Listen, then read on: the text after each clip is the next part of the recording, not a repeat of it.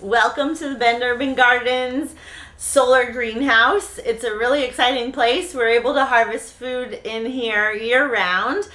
We also start our plant starts in this wonderful space. So today I'm going to show you how to get some seeds started. We have this really great design here of a potting bench that has our seedling mix built into it, so we're able to kind of work quickly and be ergonomic.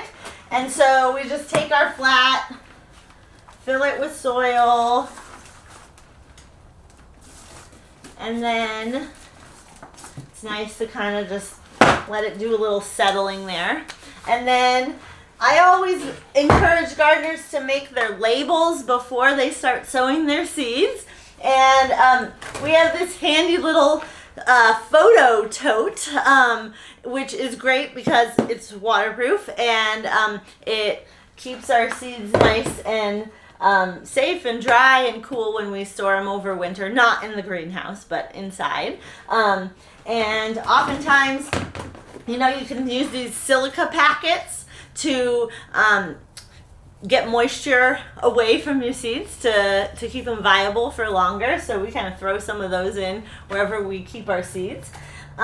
So today I realized that I didn't sow any bee balm, and I have a lot of seed, I think, left from last season. So we're going to go ahead and sow the rest of the seed. So I'm going to write today's date with my alcohol-based marker so it won't fade and I'll know exactly what is in this flat. So I write today's date and what I'm planting.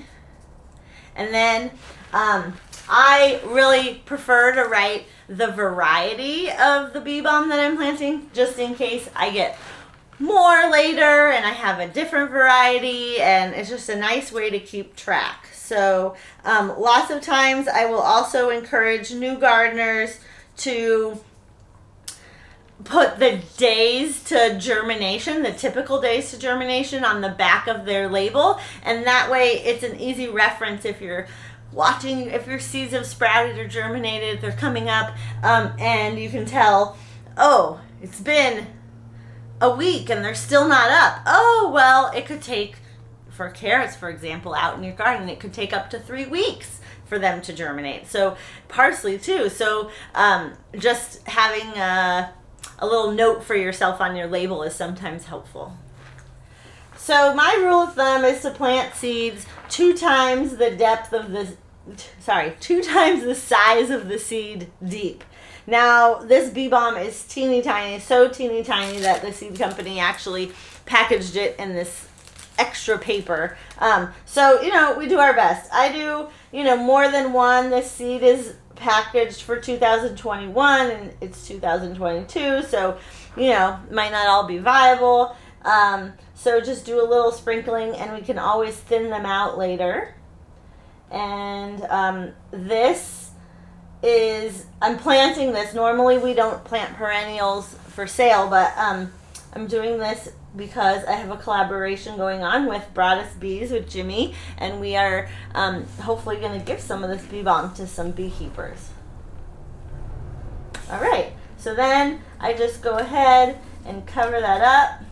The soil's already pretty nice and moist, but we want to always water in our seeds and help them make that contact with the soil. So we use seedling mats in our greenhouse because even though we're able to keep the air temperature above freezing in here year round, for the most part, we you know, trying to start all these plants in here, and they typically want the soil temperature to be quite a bit warmer. So we're able to warm up the soil with this bottom heat, and you can see here's some basil that was started on March 6th, and it was in this spot, but moved around a bit. You know, every time we water, we try to turn our plants. And so you can see this one, I don't think has been turned for a couple days. The seedlings are kind of leaning towards the light. They're getting what's called a little bit leggy. They're getting longer stems, just trying to find that light. So we try to rotate our flats as much as possible like I said, almost every time we water so that those stems become stronger. We'll also come in here and thin these out. And, oh, I see a fungus net. And so just one plant per cell to give their roots a little bit more space, and they're not competing with each other. And they'll get super strong and recover just fine. You can see here,